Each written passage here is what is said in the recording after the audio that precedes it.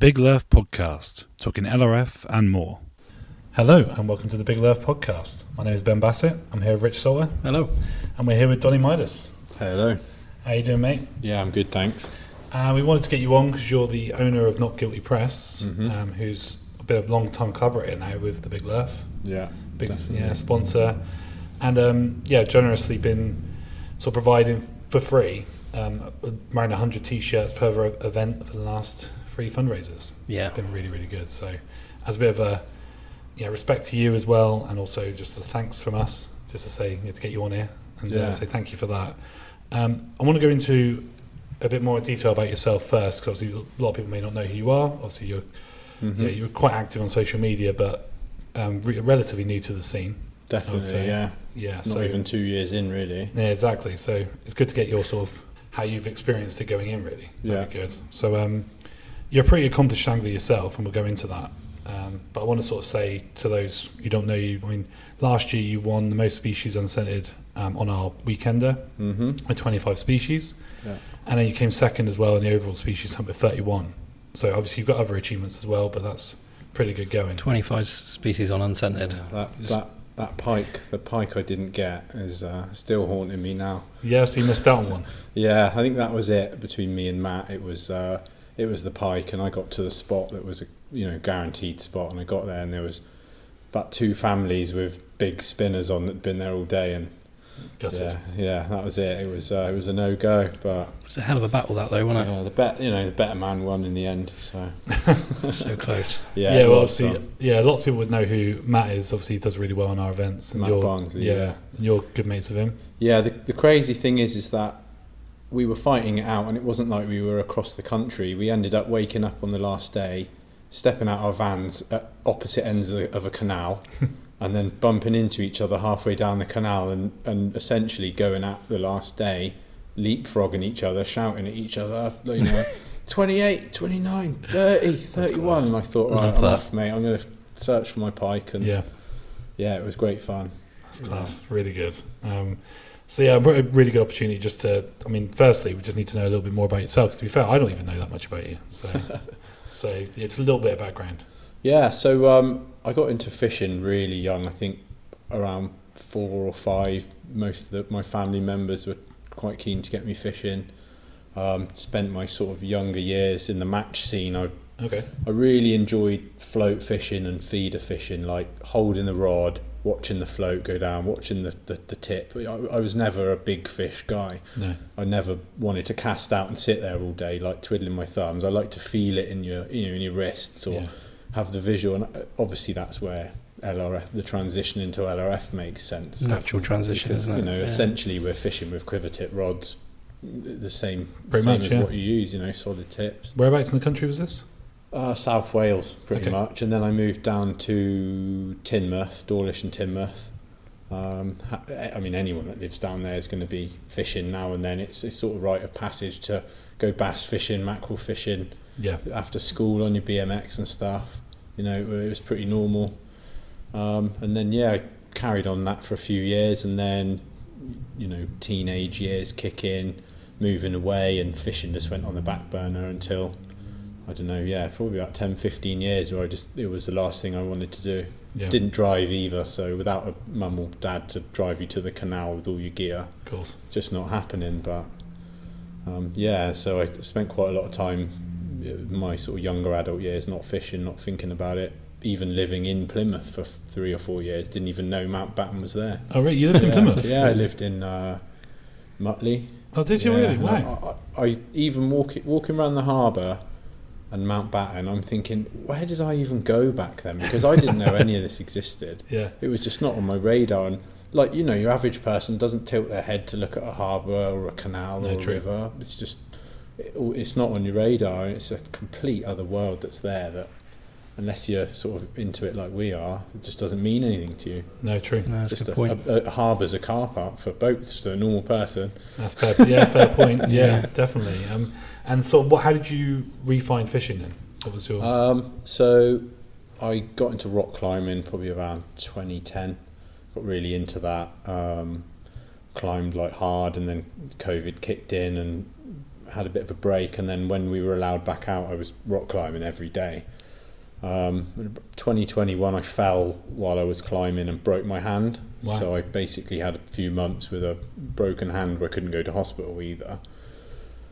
I dusted out the lure rod I'd bought at some point in the past, and some sort of spinner baits I'd got in America on a few trips. I'd done a little bit in America while I was visiting in the mid 2010s. Yeah. Still had some like classic sort of Bass Pro Shop lures, and went off to a couple of trout spots, caught a few trout, and then it's a cliche term, but it was hooked back in. Yeah.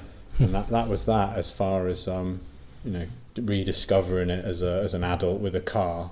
It's a totally different thing then. Completely. Yeah. You're not limited, and as far as being here now with the LRF scene, I followed a few local fishermen on Instagram, and primarily Matt Barnsley, because the catches he gets in Bristol in the harbour, incredible. Like bass, mullet in the harbour, to us, all we know of it is roach, rudd, bream.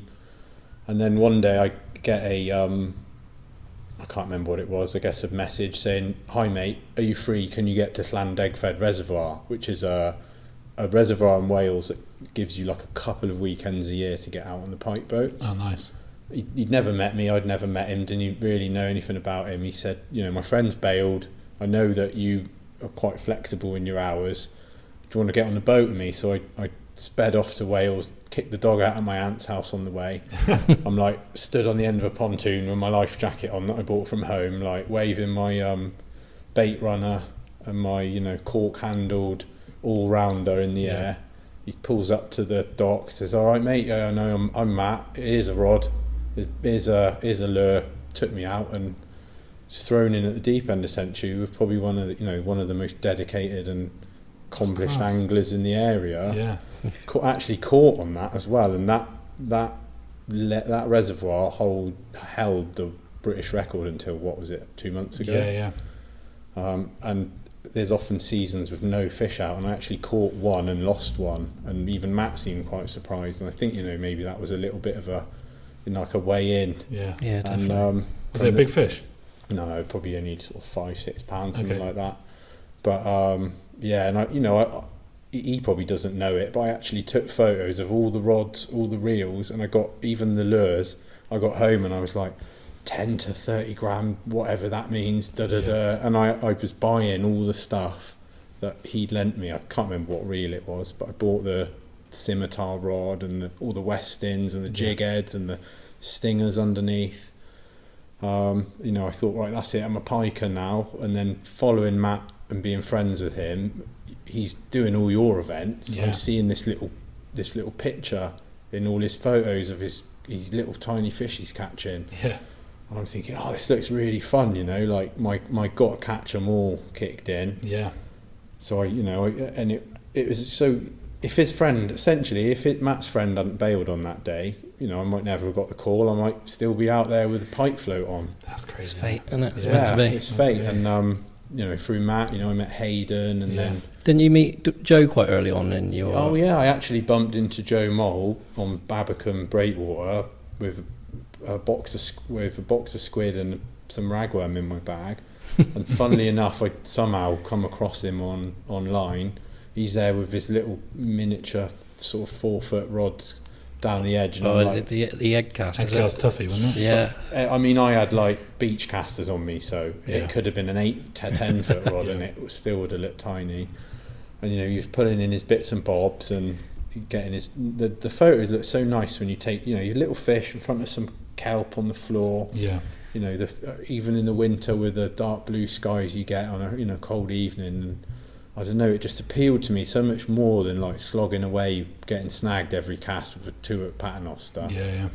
And it's funny because I actually feel a slight bit of embarrassment that I bumped into Joe essentially catching dogfish on squid.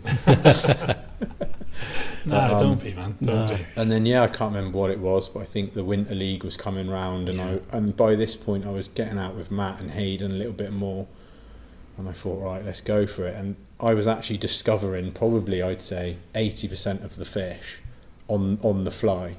Stone loach, bullhead, Yeah. I mean, I'm probably like most coarse anglers, where my knowledge of species was 10 at the most in the world. And you know, we meet plenty of people on the bank who still don't know what a sunbleak or. I think we've learned quite a lot along the way, though, haven't we? Like stone loach never appeared in catch reports until I think 2 weekenders ago, was it? Yeah, perhaps? the big lerf has definitely sort of opened our eyes to a lot what can be caught. Especially in freshwater. I mean, I think with saltwater, our interest is naturally there, so we're doing the research all the time. Yeah. Freshwater, really, you know, there's more and more stuff all the time. You know? I still remember those first bullheads and stone loach, and we were all like, our minds were blown, and it's like, wow, you know, your eyes are open to what's possible, and that, like, what can't you catch now? And the thing about saltwater, it's very spot specific. Everybody knows, you know, your Weymouth, your Mountbatten, your Fowey, your Mevagissey, but so you can go to these spots and you bump into other people, and they're like, I caught this over there. I mean, it was Steve King yesterday that said, I spoke to Al Mundy who caught a fish over there, and then I went there. But with freshwater, there's hundreds of canals, thousands of miles of river, thousands of ponds. The chances of ever meeting a species hunter in freshwater, because you don't have to travel 2 hours to Plymouth. No. You can go in a creek behind your house and literally get 10 species. So you know, it's different. You're not meeting as many people and sharing as much, and it's not like, right, if I need X fish, if I need a top knot, I go to Mountbatten. If I need a Montagues, I go here. It's like in freshwater, pretty much every fish is everywhere. And as long as put in the work, it's different, and I can see why it's like a different amount of knowledge in freshwater as there is with saltwater. Because you guys, your blogs, I'm in envy of how far back they go. I'm like, how did these guys know this back then? And then like you said, you've got posts about all these unusual fish 5, 6, 7 years ago. And like Rich said, you were over the moon that a stone loach had been caught 2 years ago. I guess that's where we were based. I mean, obviously being southwest based, and this far southwest, obviously we're sitting in Plymouth right now. My freshwater fishing around me is poor. And if I want to do freshwater fishing, I'd have to get a fly rod and go up on the moors. Or I go to a commercial fishery and fish for carp. So it's a bit different. Like when you start getting to Bristol upwards, it's a lot flatter, and you've got these long rivers and canals and drains. Exactly. Anywhere like here with big cliffs, and like if you think of the coast of West Wales and the coast down here, I find if you've got these big cliffs and hills, the rivers drain so quickly into the sea. They don't make these long lazy rivers. Streams and they don't make these canals and drains because they start on the mountains and they're straight in the sea, and you don't get these sort of big lowland piles of water with God knows what in with the various species. Exactly. No, definitely. No, and I wanted to ask you about your obviously what you do as a job. That's probably a good one to talk about. Obviously, not guilty press. Let's talk a little bit about that. I mean, so how did that start? I was quite interested in like sort of logos in, I'd say, college, uni, and I wanted to put the British Rail logo on a t-shirt, because back then you didn't have like Google whatever and an advert pops up for this from China on a t-shirt. So if you wanted something on a t-shirt, your options were you've got to go and get them made yourself. Walked into a shop and they were like, we'll do 30 for 500 quid, and I'm like a 16-year-old, so bought a kit, printed the logo on a shirt, and a few people were like, oh, can you do me one? Then you get some older people in their sort of 20s like, oh, I've got a band, can I get 30? I'll give you sort of 150 quid. And I'm thinking, oh, hang on a minute, this is easy. And then I thought, right, I'll make some flyers, I'll make a little blog, and I'll start posting around, and then all of a sudden you've got people like, can you do like high vises for an event? Can you do like 100 shirts for my little festival? And I'm like, well, I'm really enjoying this, and I can utilise all this gear I'm buying to carry on making these logo things and all the stuff I like doing. And essentially it just very, very slowly, because I didn't get any sort of investment or anything like that, I just rolled it into it, turned into a full-time career where some of my biggest clients are like Glasgow Rangers Football Club, and I've done printed for the BBC quite regularly, you know, like big companies, like big corporations, and so it's it just slowly and organically. So that's been going on. You've been doing that since you were 16. Yeah, so I did it as a hobbyist for a few years, like probably my late teens. Then I went to uni and did 2 years, and I pretty much pumped all the grant money into the company. Got to the second year, and one of the lecturers was like, "Look, you know, your company's doing really well. Whenever we're talking about how you need to make all these links, you know, you've already done it. Whatever." And the guy took me to the side. He's like, "Look, you know, I'd focus on your business, because at the end of the day, in another year's time, you're going to be out with these other 100 people all looking for the same job." He said, "Like, just stick to it." And in the third year, I had people from my uni in the first and second year coming into my thing and doing work, into the studio and doing work experience with me, that were people that I'd been sort of sat next to. So I think at the time, doing small runs, you know, like 10 to 30 t-shirts, there was a big gap for it, and you know, just slowly built it. Yeah, from I didn't know you went far back. That's awesome. Yeah, 2011 I think is technically when I say I started. Yeah, I think that was the first sort of invoice I sent with a name on the top, you know. Yeah. But yeah, it went from there. Really. Has it always been Not Guilty? Yeah, it was. I was doing a street art magazine at the same time, and a blog, and it was called Not Guilty, just because back then it was like all the blogs had like cool edgy names like that. Yeah. Yeah, just kept it like that really. Just never really changed anything. Nice, man. So it's obviously you've done the printing, street art as well. Obviously, it's been a big part of your life. Yeah. I've always been keen on, you know, started off like in the back alleys like you do when you're younger, and growing up in a town like Teignmouth where there's not exactly anything else to do. No. Hadn't discovered lurfing yet, or it might have been different. Yeah. And nowadays I just do like large scale murals, really, like big shop shutters in the city, and I live in Bristol. It's the home of it. You can just rock up with a big bag of paint, a high vis, and a ladder.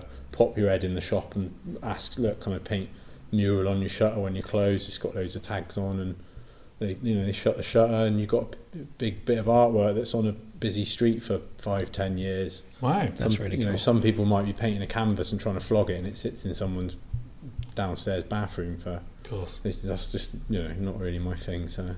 No, fair. Yeah. It's really cool. It's your kind of art. Yeah, and you know, like you mentioned before we were recording, there's definitely a few people involved in the scene. Like, you know, here's a crazy story actually. So I met andymytton last year. Yeah. On a boat fishing, and I knew about andymytton through those brothers at Carl and so fishing on YouTube. Okay, yeah. So he was in one of their videos, and I was sort of, oh my god, it's andymytton. You know, it's nice. This guy just knows what he's doing. And you know, he started from Birmingham, blah blah blah. And I said, "Oh, do you know a guy called Rob?" And he's like, "Oh yeah, he ran a paint shop." And anyway, that's that. A couple of weeks ago, he says, "Oh, my I don't know if it's his wife or his girlfriend was going through my stuff, and she found one of my like a notebook from when I was a kid." And he showed me a photo, and he'd written to me in 2003. andymytton? Yeah. Okay. And said, "Can you send me some graffiti sketches?"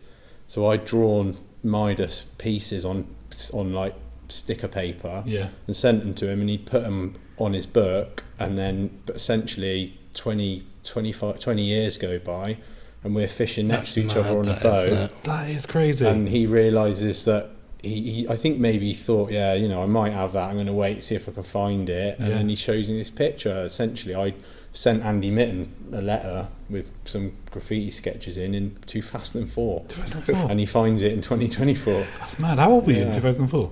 I don't know, 16? Okay, like yeah. So you're a couple of years older than me. Yeah, so, you know, and then you know, the guy from Street Fish in London, a lot of his stickers seem quite graffiti based. Yeah, well, I think a lot of that's what we're sort of saying. A lot of the LRF and lure fishing in general owes a lot of itself, I think, to like skateboarding, street art, that sort of stuff, that sort of style. Definitely. I think they blur the, you know, street fishing in general. I think goes really well. Sort of go hand in hand, don't they? Yeah, yeah. I think there's a sort of rebellious attitude to it as well that kind of works. Oh yeah, for sure. Yeah, I mean, you know, you've also got to be pretty city and street savvy to want to walk around a city sort of all dressed in like black with like a bag on and a rod and like a hat, and just be able to completely ignore everyone. And, that's true, yeah. you know, in Bristol there's people that go out bass fishing at night and they're fishing at the entrance to clubs and they're getting hassled, and you've got to be you can't just be someone that's rolled in from Sholden or whatever and then go into the city and start street fishing.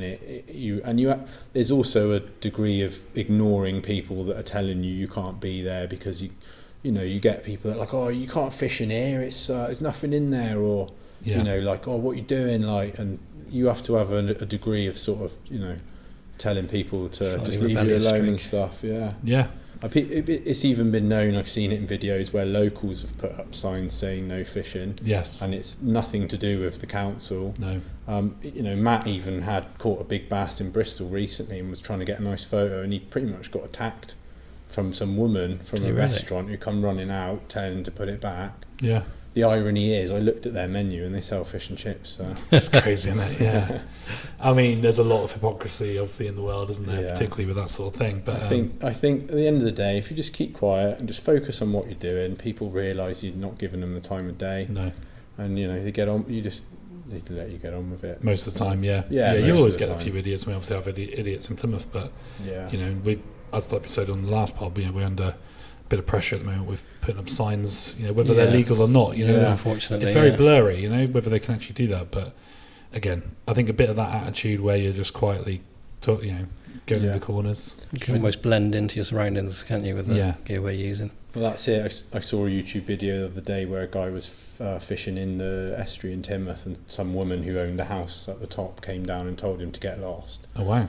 And in one of the comments I saw something, so I looked, and apparently the foreshore, which is essentially the gap between the low tide and the high tide mark, is completely free, no matter who owns it, for both navigation and fishing, and that right has existed since the Magna Carta. Okay, wow. Actually, if someone hounds you enough, you can get an injunction on them to stop telling you to leave. So turn the tables on them. It is really worth knowing your rights with fishing, and you know, like you say about the harbours, like, yes, they're private property, and they, you know, some of them get bought out by a new home company who technically own the harbour, and they whack up a sign, but you know, it is worth exploring really whether that's legitimate or not.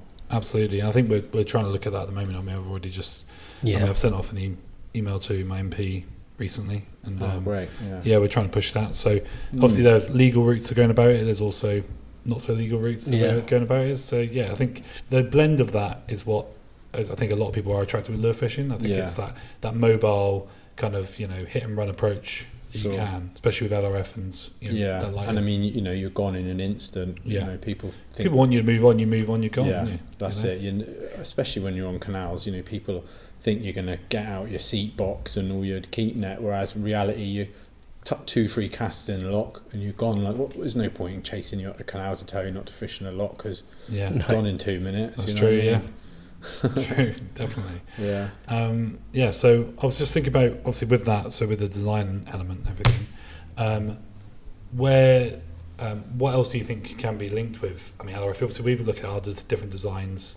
We've tried different things. We've got a collaboration coming up as well, haven't we, with our with yours. I mean, there's so many different elements to what we can do. I think what I like about you is that you're always coming up with us just madcap ideas a lot of the time. Donny was speaking to me about some new ones. New ideas.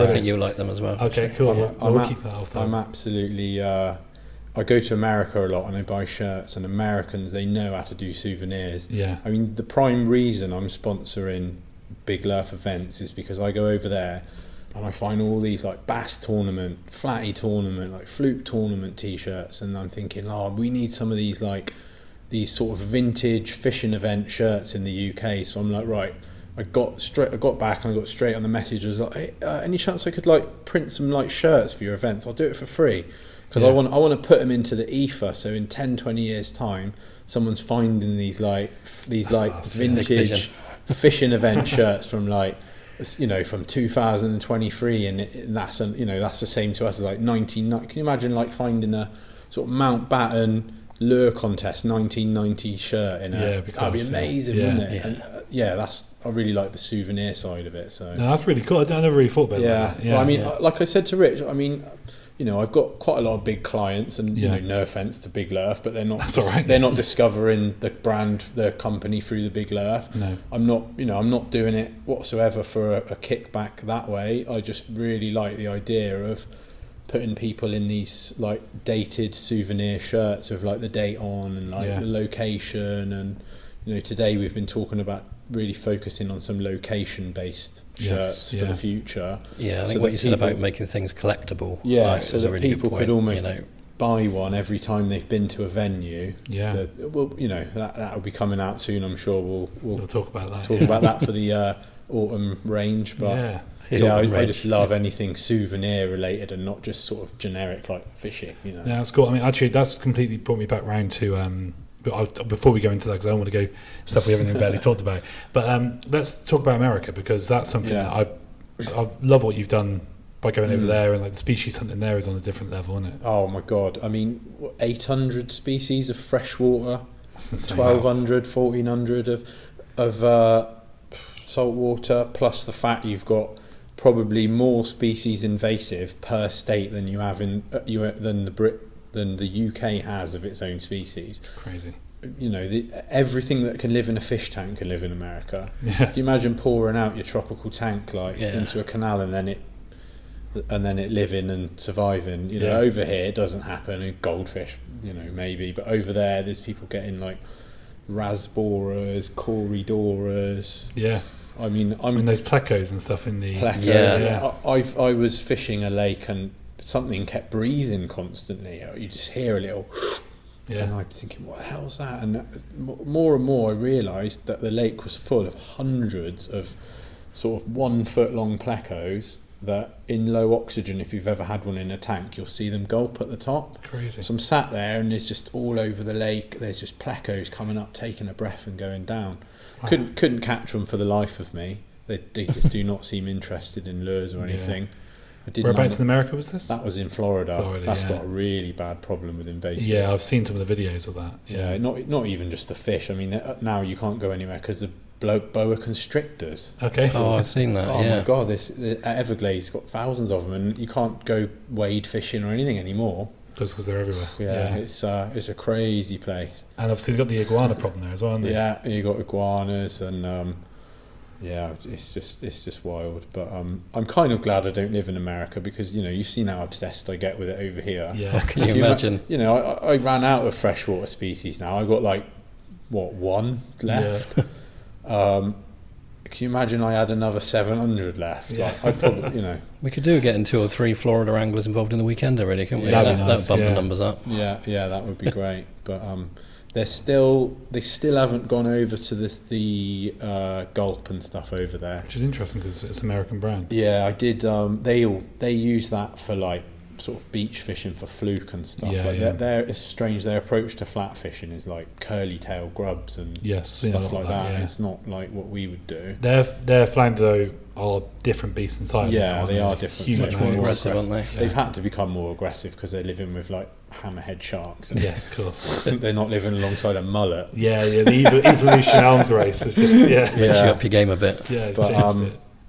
But yeah, so that when I went over and I met that Mark Dirty Jers Fishing, they carry essentially like a pot of worms, and they'll just chop up a tiny worm into a tiny piece, Yeah. and they'll be using that. And it was interesting how keen he was to sort of see how I was getting on with the Sort of fake with the baits sort of isomes stuff, and stuff, because I had the little jars of Gulp Yeah. have all the little sort of fake maggots and wax worms in and stuff, Yeah. because they don't really have the packets of the worms over there. Okay.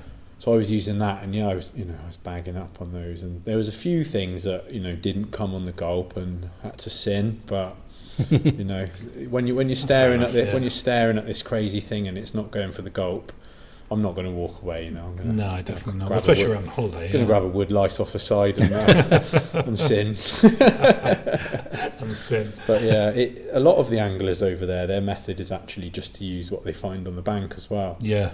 They won't go with bait. They'll use like berries and just they'll. That's a cool way of fishing. Yeah, Yeah. or they'll get like mollusks, and Yeah. they'll just use what's lying around them instead of Which makes sense, instead obviously. of taking a pot. I don't think they have maggots in America, do they? But Yeah. Yeah, so they're literally like almost they're matching the hatch that way, really, aren't they? Yeah, exactly. So it's halfway there, but at least they're not buying these big packs of neon pink maggots and stuff. Yeah, true. But I am part of a micro fishing group on Reddit, and I post a lot on there, and they're always like, what's that little thing on your hook? And I'm like, it's this, it's that. So slowly it'll make its way over there. What's the fishing scene like on Reddit? The micro fishing page is very interesting. Yeah. If you can get through the people that just happen to have caught a small bass on a normal spinner. Okay, yeah. But there's definitely some serious anglers on there, and they really like Tanago fishing. Yeah. You see someone catch a fish on a Tanago and it's like it blows up every time. Oh, really? Okay. Yeah, and I noticed recently if you set a lot of our YouTube videos to most popular, alongside the obvious mackerel videos, actually the Tanago videos, I think maybe it was Lee Russell's. Yeah. His Tanago rock pool videos are massive, so it shows That's interesting. That specifically does have quite a following. Quite a following, yeah. I think that's where I first learned about Tanago fishing, was actually through an American blog.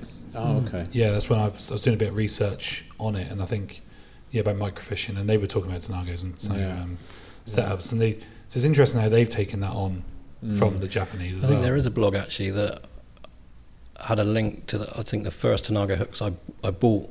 Yes, that may be the same one, because I think it was quite specific to Tanago fishing. We must have been talking about it. Probably, yeah. It's crazy, obviously, how that's moved across that way, even though it's come from Japan. Yeah, the first time I heard about those hooks was talking to Scott Hutchison, actually. Oh yeah, he was the man.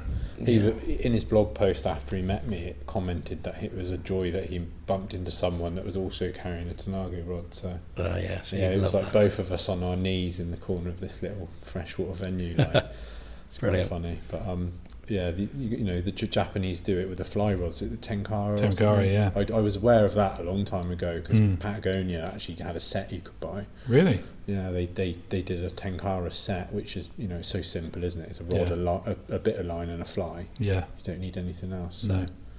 Yeah, that's really cool. So I think David West Beale has done a bit of Tenkara fishing. He's got into it, but I mean that's something beyond. What I'm trying to do, but I think it was designed for very tiny little streams. Yes, and I mean in America, I've caught brook trout in the stream where I was stood in my trainers without getting my feet wet. It was that shallow. Wow. I thought the guy was joking, and then the tiniest little bit of depth next to a boulder, and then there was brook trout in there. Crazy. Yeah, it was incredible. And I imagine Japan, it's probably that in overdrive. Yeah, man, that's crazy. Yeah. Well, I know we were talking about the group earlier, weren't we, and how positive that's been. Yeah. So, the last few days I've been on a bit of a lifeless mission. Yeah. Lee Clifton come down last week without me, because he's sort of got the bug after the Winter League. He met up with me, and I think I got him a ton of lifers in a day just in freshwater. Nice. And then he's now getting into the saltwater, and so he came down last week without me, and I thought, right, I've got to get out. And he had the horrible weather. I managed to luck out with this good weather. Yeah. Got down here and had a tough day in Brixham. It was a bit mentally tough. I had a lot of snags, lost a lot of nice metals, didn't get anything new. You know what Brixham can be like. It can make a heartbreaker. Yeah.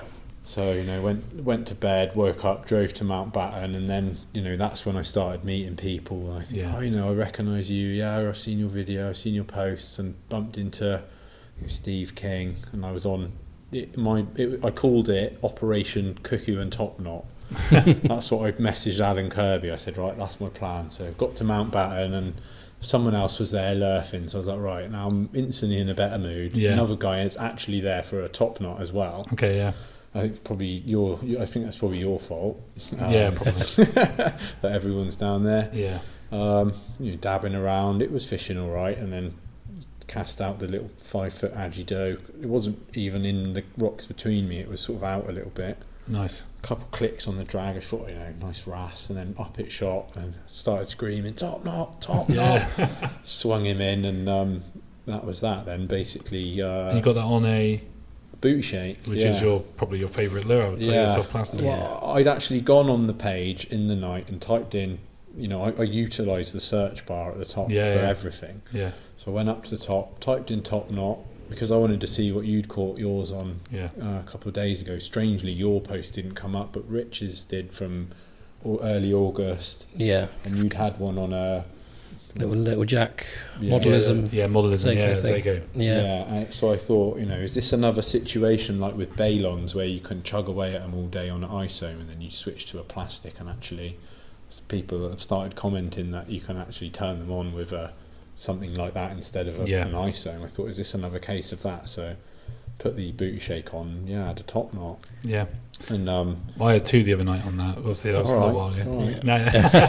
Yeah, I actually tried to do the It's my own benbasset. turf. I do feel like top knots are much more of a visual hunter, aren't they? Rather than absolutely. something that's the right profile rather than the right taste Yeah. or smell. Yeah, they're not hunting by smell. I don't No. think. No, They're for a bit like sure. how scorps I don't. don't think any Yeah, founders instinctive. do they? No, they You come. see how they move behind the lure, Yeah. like shuffle up behind it, and then Yeah. they wait for the moment, don't they? Exactly. And you think the top knot is obviously hunting on like the underside of that rock, and it's just looking for something to come past it. Yeah. It's not really giving it any thought whether that's scented or not. No, it just And, needs to be the right profile, doesn't it? Yeah, I think mostly we catch them on the scented stuff just purely because that's what we're using at the time Yeah. to try and get as many species as possible. Yeah. Yeah. But really, if I was going specifically for them, I think the booty shake is probably the one I would stick with. Just Mighty booty shake. yeah. I love mean, you booty shake. can't go too small for top knot. I mean, I sent you that picture asking what was going on, and essentially the one I caught had what looked like Too big, you mean? yeah, sorry. Well, Yeah. you can't go too big. Yeah. Yeah. Had essentially what I initially thought was line coming out of its mouth, and Yeah. it turned out it had like 3-inch prawn antenna poking out its mouth, That's and class. half of its belly was it almost like had half a golf ball in. Yeah. So that thing's probably swallowed a 2-inch prawn. At least, yeah. So you were still hungry. Yeah, and it was still hungry. So when people come down thinking, right, what size do I need for a top knot? I wouldn't worry about going too small. I mean, No, I've heard of quite a few people catching them on big baits for conger. really. Like literally just Wow. they've managed to get their mouth around it because they've got a big Yeah. mouth. Yeah, they do. Yeah. They got that extendable mouth like a John Dory. So. Yeah, they're Yeah. crazy fish. It's nuts. So obviously I caught that, and it was one of those fish. I don't know if you've ever had it, where you stop fishing for 10 minutes and you just sit there and you're smiling and chatting. Yeah. You're buzzing. You're too buzzing to just chuck a thing on and get back down there. You do that a lot. I sat there chatting to Steve for 10 minutes. I was like, well, I'm not going to beat that anytime soon. No. And I thought, what else can I get? And then the topic of red bream come up, and he'd heard through someone else off the group, and there'd been all the photos, and Yeah. he said, he gave me the exact spot and the exact methods that someone had told him. You don't really get that in other No. fishing. Like he said, Al, I think it was Al Mundy, had used like a really big flowing drop shot, and he let it sink, and essentially your lure's sort of drifting along before you move it again. Yep. Told me where, and had the motivation, so caught the ferry over, got the bream quite quickly using not exactly the same method, and it wasn't even in the same spot, to be fair. Managed to get the little red bream. But it gave you that inspiration to go over Yeah, there and exactly. give it a try, And I got there and I thought, this looks a bit like Swanage Pier when we had the bream, so I fished it, managed to get one, and then next on the list was the dragonet, and I think Tom Barron had gone on quite a few times before about how in the corner at low tide you can see them, and yeah. Rich was helping me, got down on the pontoon and managed to winkle out a dragonet. I think that was like fourth lifer of the day. Yeah, you had I a thought, hell of a day, I'm on didn't a you? roll now. Yeah, that's class. So then it's like, right, back on the page, search bar, SCAD. Let's type in SCAD. I've a couple coming in Elphinstone, but then in the comments, no, I try here. So, it's almost like such a good resource. Yeah. You imagine going on like a sort of Bristol Channel fishing page and trying to be like, right, I need this rare fish. Where can I get it? What tactics? You're not going to get any of that. No. You're going to got it in the boat. In the sea. Yeah, in the sea. Not telling you where. Like our marks are super secret. Yeah. Not telling you what bait. Not telling you what method. Like unless you know the person well, Yes. you're not getting that. But we're essentially 1,000 strangers Yeah. that are a completely open resource to everybody else.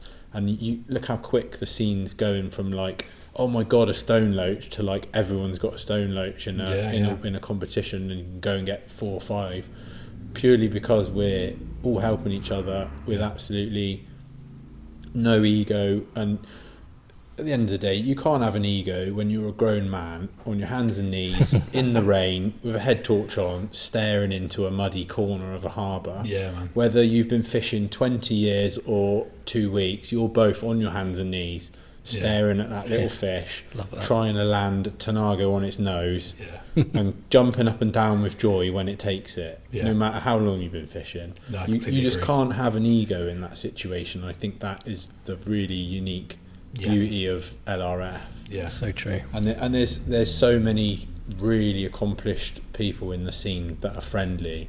You know, Will Pender, you bump into Will, and he's just exactly like you. You know, and there's so many nice people that have done unfathomably more than you've fished yet, or have a completely open conversation about.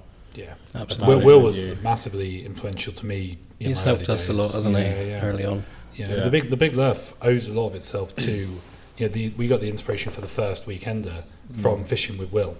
Yeah. That was, okay. We went on a like this species hunt. I wrote up on my blog years ago.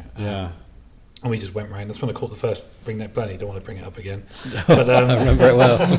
But and he just took us around Cornwall, and we were like, oh man, but we should organise a bigger version of this. Okay. And then it just became that, and then. I had no idea how Big Lerf formed, to be fair. I missed the first few years. It's just because of COVID. That was the main reason. Because we love the Cornish Lure Festival, and it wasn't on, so we put on that weekender. It was just called the Big Lerf at that point, and then it just. It was amazing how it gathered space. How many people were involved in the first one? Oh, I don't know. Because I mean, 50 maybe. It's not the most obvious of titles for sort of events and pages, is it? So I can't imagine it. It was very specific to what we were, to our followings. We didn't have the group back then. No, so it was just via our own pages. So you had your blog. Yeah, so it's through my blog, your YouTube channel. And both of our Instas, I guess. Instagram and Facebook Joe as well. Joe had just got into it then, so we were obviously fishing a lot with Joe at that point, and Joe then came with us on that one, and that's how it all started with Joe as well. Yeah. So it was like a joint effort with all of us combining, and then that sort of kicked it up, and then so it's still super new then. What you're saying, COVID? I mean, that feels 4 like years. It was last year, doesn't it? So 4 years, 5 years. So next year will be the 5th. I mean, it's funny because I don't think of. We're on a 5th weekender. This next one will be our 5th weekender, won't it will. And it'll be our 4-year anniversary, I guess, won't it? Yeah, 4-year anniversary. Yeah. God, imagine where it's going to be in 10 years then. Who knows, man? Who knows? You know, I mean, I've noticed people are piling in at the moment. Everyone asking for IDs on these quite. You know, fish that most people have caught. It just shows how many people are actually joining and immediately like, oh my god, what have I caught? Yes. I mean, I was asking for an ID on a black goby like less than 2 years ago. Yeah, I still remember asking if a cork wing was a ballon. I remember it clearly. I remember talking about a black goby being a common goby. You know, so we've all done it in the early days. Like it's just that's the fun of it though, because you're capturing it on because there is this huge wealth of information now, as you were saying on there. Like there's this like community brain that we've got. So like, if someone posts up, like you're pretty much reliable. You're going to get a pretty good answer. Yeah, it's like an encyclopedia that's just constantly been like a crowdsourced encyclopedia of like extremely motivated, like-minded, and basically friendly as anything people of all ages from. I mean, the cuckoo wrasse I caught today. What was the guy that 16? Ned 16 that put me onto that. Yeah. And then the red bream. I don't know how old Al is. Probably a bit older than me. But it honestly, it's not like one of those hobbies where the oldest people are the best and have all the wise advice. Yeah. I mean, we're all spread out to the point where you could even get a 12-year-old that finds something somewhere, and then everyone's on that and.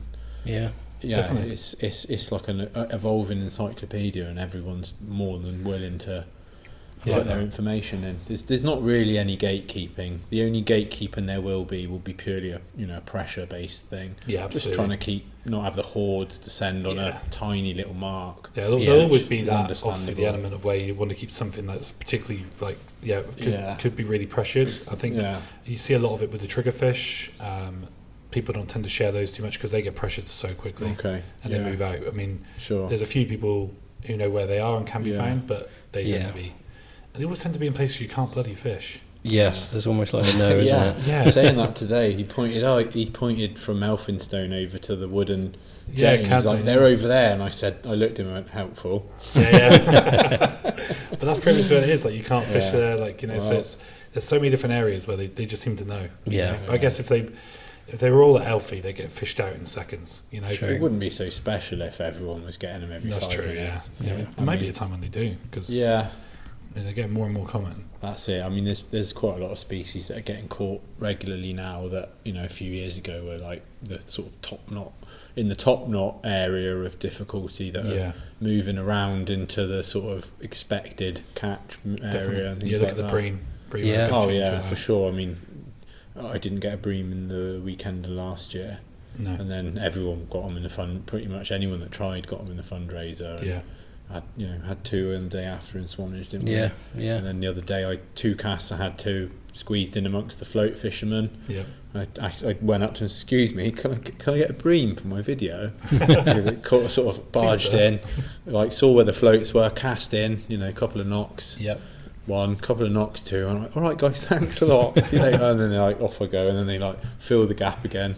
Job done. Yeah. So and now obviously you've got your red Bream, and I feel like the more people that come for them, the more common they're going to be. Yeah, I think they're definitely, and they're also just being more commonly identified Yeah. now as well, where people just would have gone little black Bream or Mm. auxiliary Yeah, Bream. that's true. Yeah. Yeah. Yeah. So that's cool. I mean, that's probably a good time to talk about your favourite species, really.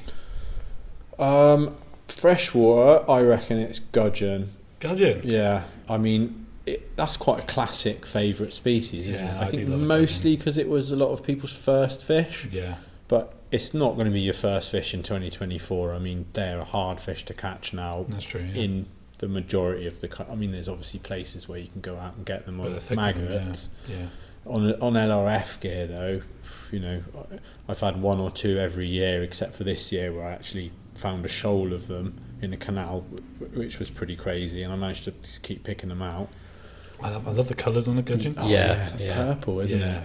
it's mad. They're beautiful fish, and I mean, I've not got a big one, but the big ones look really interesting. Yeah. And then freshwater, wow, I really don't know. I mean, I love the fight of a good mackerel on light gear. I mean, Yes. it's not a very exciting fish, but I mean, what I caught a mackerel the other day after catching a £2 bass, and I thought, right, £4 bass, easy, and it come in. It was a mackerel half the size. Such Yeah, an yeah. underrated It gave, fish, aren't they? it gave a fight. You know, the fight was more than the bass for sure. Yeah, yeah. Yeah. I had that the other night when I was fishing we were catching small bass, and the mackerel out fighting them just Yeah. completely. You thought you've got, I mean, you can tell it's a mackerel because you get that vibration of the Yeah. line, Yeah. and as soon as you do, you realise, okay, I've just got like a half decent mackerel. Yeah. You know? I think Yeah. that's a stonker of a bass, and it's not. Yeah. Yeah. I mean, and the good thing about mackerel is they're not going to snag you, No, because you know, a wrasse probably puts up a similar fight Yes. for the size, like the small size.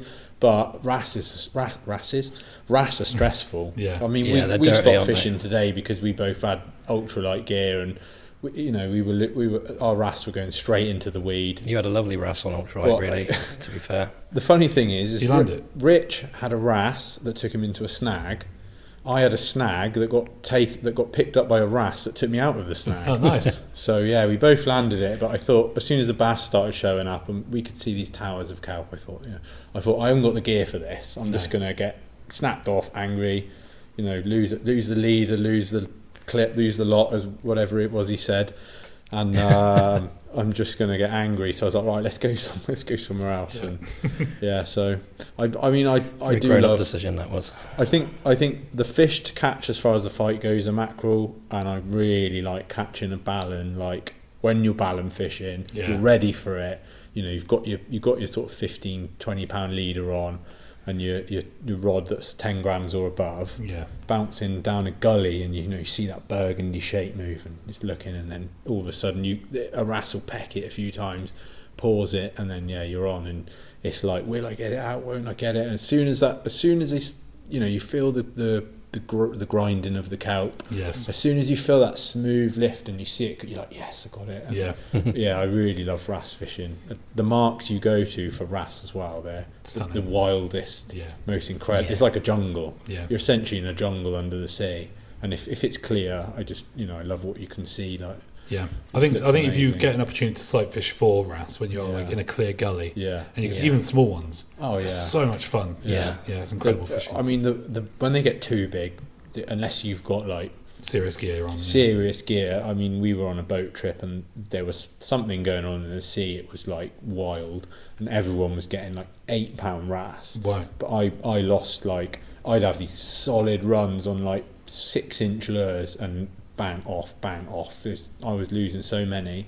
And it's not just the losing them, it's the leaving lures in the mouth. Of course, I never want to do that. So it's not that I'm greedy and want to catch the fish. I don't want to leave a wrasse going around with it's like a 3-4 inch, 6-inch black minnow hanging out his face. So, fair play. I think, pretty boring species really, but No, not gudgeon, really. mackerel, wrasse, pretty classic. I think that's what's cool, special about LRF. We appreciate those fish, don't we? Yeah, I'd say flounder as well. Yeah. Anytime a flounder comes up when you least expect it, it always brings a smile to your face. I really without a enjoyed doubt. your reaction to the place. Well, you've always a flounder. It's on your video on YouTube anyway.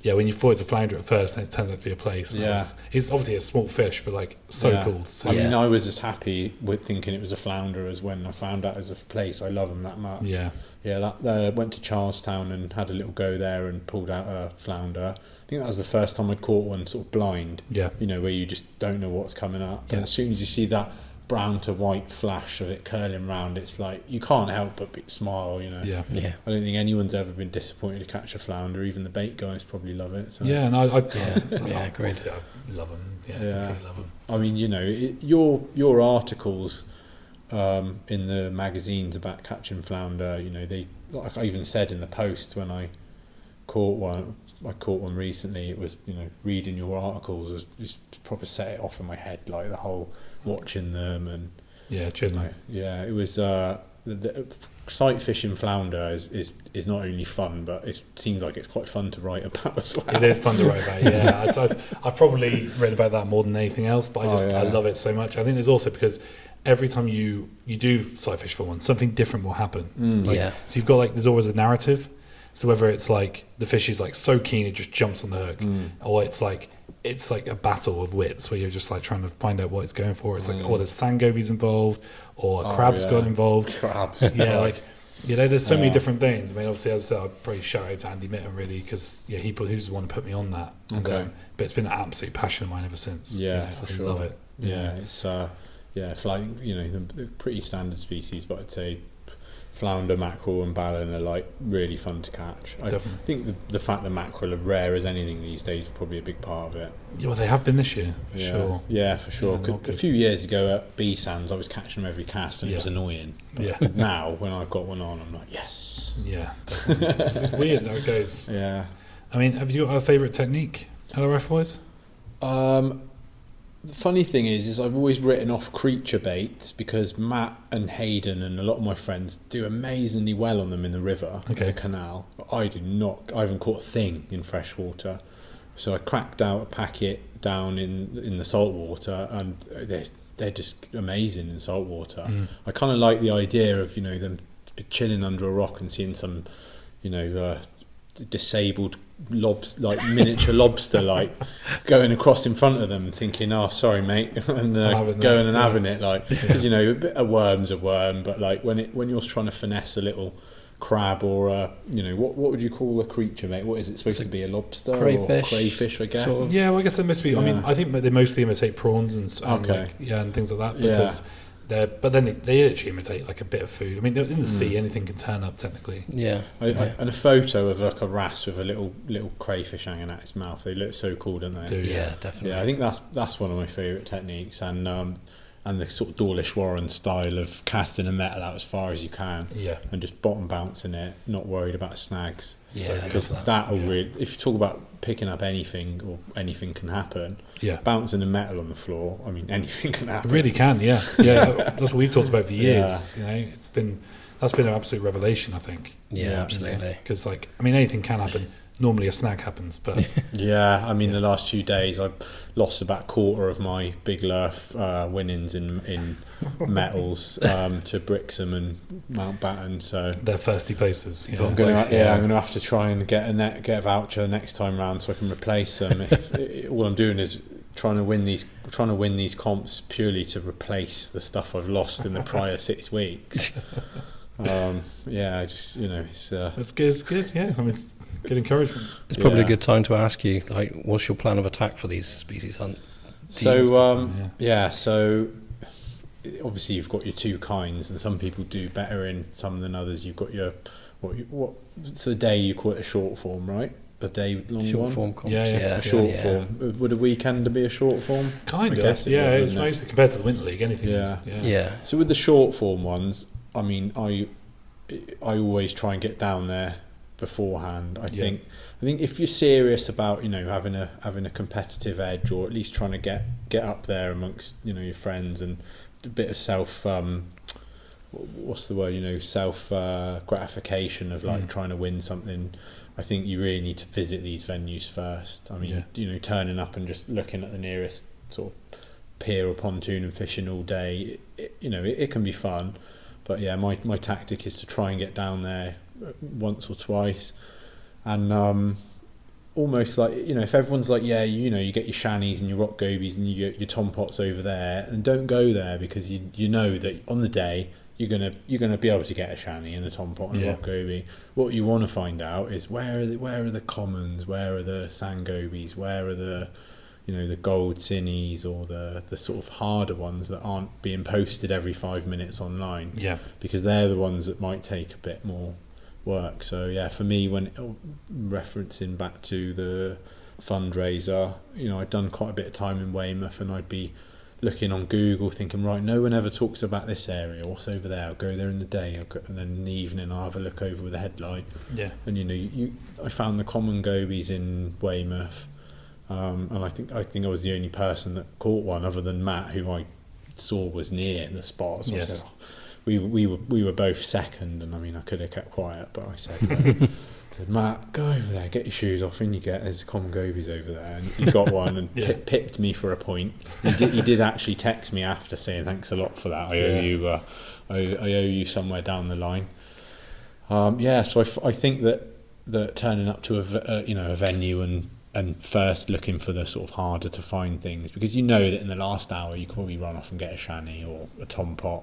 I get them mixed up with top knots. You can't run off and get a top knot. No, well, maybe Ben can, but so I focus on these like underserved parts of the venues. There's whole parts of Weymouth, like the other side of North Fort, that just nobody fishes, and you've got like a Mountbatten style wall that runs out the same length as Mountbatten onto clean ground, and you've got steps and slipways. And so for the short form ones, I think figuring out where the slightly harder ones to catch are, focusing on them, knowing that you're guaranteed to run back into town, get your easy ones after, instead of just thinking, right, I'm going to get my shanny first, and then getting obsessed by a channy or a tom pot that won't come out of a crack or something, and then losing like 3 hours on the sort of first few, Yeah, definitely. But, I think you're probably going to get a little bit more satisfaction if you can tick off some of those ones there.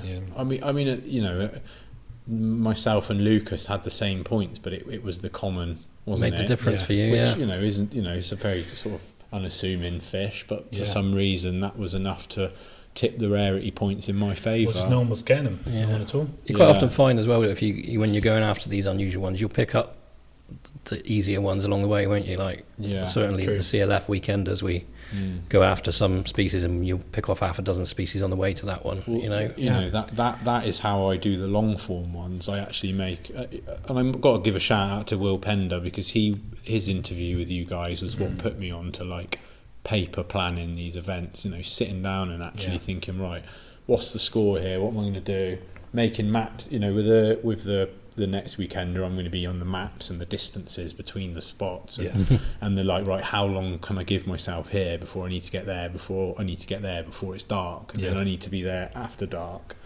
But that's a Pender attitude. I mean, I know. I for the long form ones like the Winter League, I've got a list. So I've got my easy.